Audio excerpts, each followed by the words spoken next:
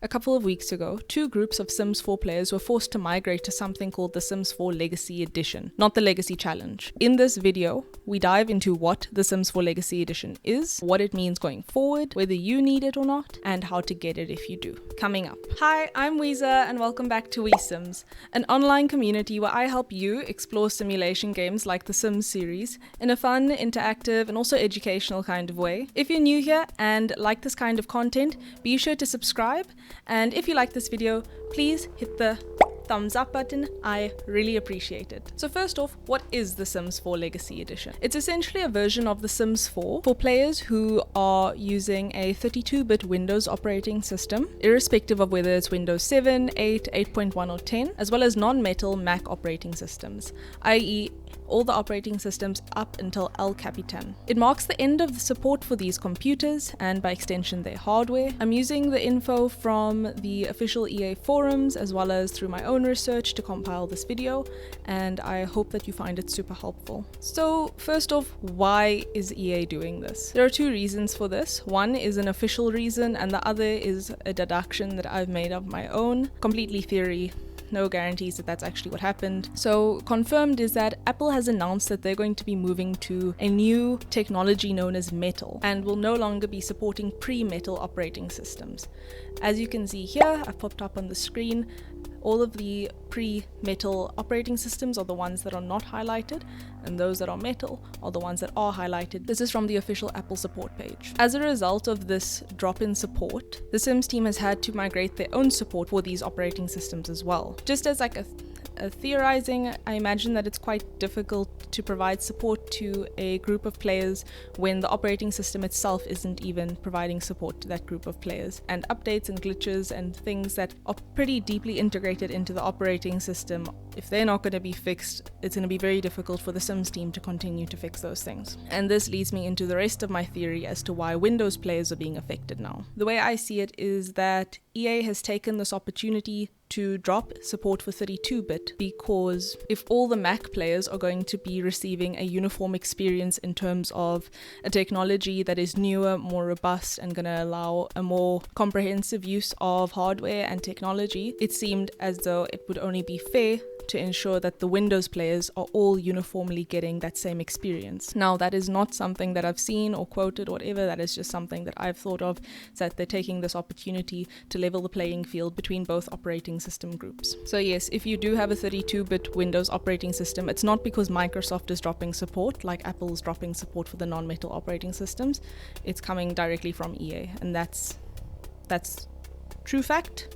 The rest of what I said was theory. So going forward, this means that The Sims 4 will no longer be able to run on these systems. And as you can see here, the minimum requirements have already been updated to reflect this, with 32-bit and non-metal operating systems not even being on the list of requirements should you want to purchase The Sims 4 today. So what's different about the Legacy Edition? So the Legacy Edition is not going to receive updates, and it's not going to have social media integration, game banners, as well as access to the gallery, unfortunately. With regard to custom content, it's going to be up to modders to decide whether they want to continue to have support for both the Legacy Edition and The Sims 4. And perhaps one of the most disappointing things is that all packs including and following The Sims 4 Discover University are not compatible with the Legacy Edition, and they require a 64-bit system from the get-go. And I will leave a list of the packs that will still be supported on the Legacy Edition in case you want to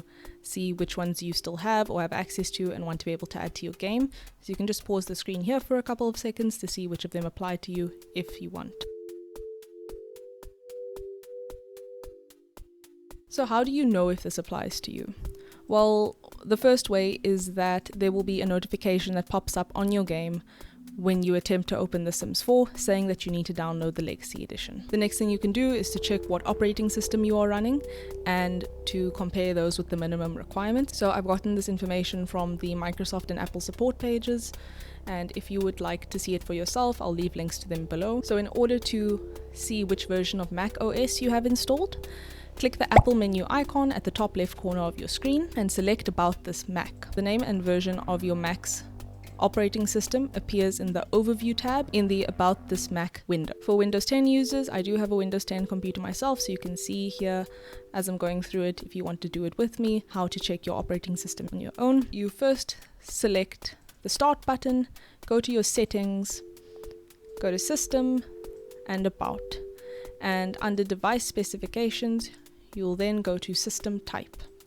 And there you can see if you're running a 32-bit or a 64-bit version of Windows. In order to find operating system information on Windows 8 or Windows 8.1, move the mouse pointer to the lower left corner of your screen and tap Change PC Settings. Then select under PC and Devices, PC Info, and then under PC System Type, you will see whether you're running a 32 or 64-bit version of Windows. For those of you who are running Windows 7, just as a heads up, Microsoft has announced that they will be dropping their own support for Windows 7 from, I believe, is the 14th of January 2020, and they do recommend that you move over to either Windows 8 but preferably Windows 10 sooner rather than later. So I will still give these instructions, but this may not be relevant to you for much longer because they'll be dropping support for Windows 7, much like Mac is dropping support for their non-metal operating systems. So here, select the Start button and type Computer into the search box.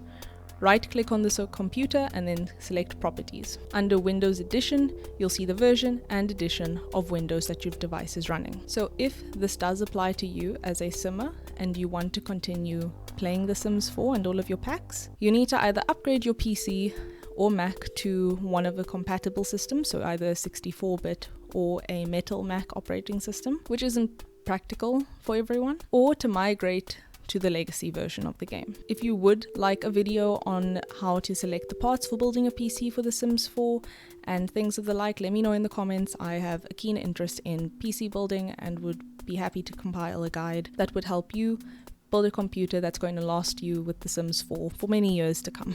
So looking at how to migrate smoothly, as always, back up your Sims 4 files to your desktop and or an external hard drive before getting started. And if you would like a video on this, I'd be happy to make one just in a simplified way.